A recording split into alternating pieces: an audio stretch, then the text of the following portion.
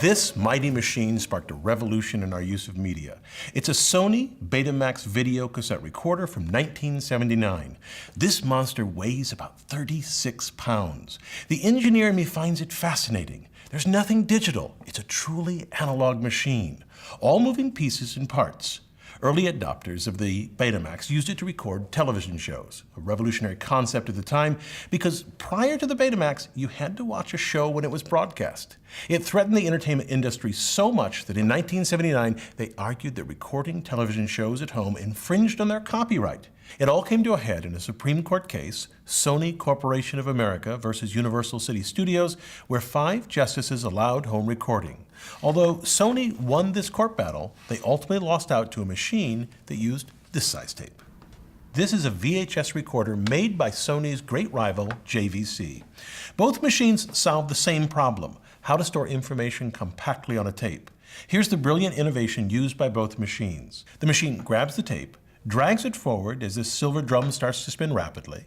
The drum has 2 electromagnets called heads arranged on opposite sides of the drum that read the magnetic information on the tape. That rotating head allowed for a compact recorder.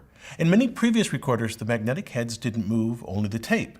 Because there was a limit to how fast the tape could move, it took a lot of tape, about a 7-inch reel, to record an hour, which meant that a movie would need 2 7-inch reels inside a cassette. So the rotating heads dramatically reduced the amount of tape needed, reducing the size to where it could be easily held in a cassette. So if the machines are so similar, why did Betamax lose to JVC? Many thought the Betamax machine would win. It had the better image quality, and the Betamax is decidedly better built. Compare ejecting a tape on the Betamax to the VHS. First, watch the Betamax. Note how smooth it is, and then watch the VHS. That's abrupt and will wear out the mechanism, yet, to my engineer's eye, the VHS was the better solution. First, the VHS was lighter than the Betamax, 29.5 pounds compared to 36 pounds for this Betamax machine. That's a huge difference for a mass-manufactured object.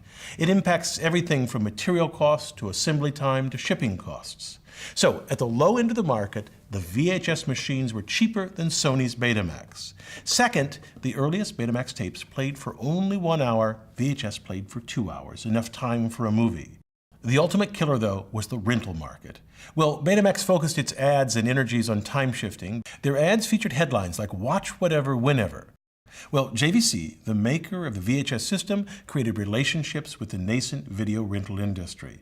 When this market grew, VHS dominated in titles. And while you could for a while find both formats, eventually retailers began giving shelf space to the slightly more dominant brand, which then dominated even more. So, the Betamax versus VHS dispels the notion that simply being first to market is the most important issue.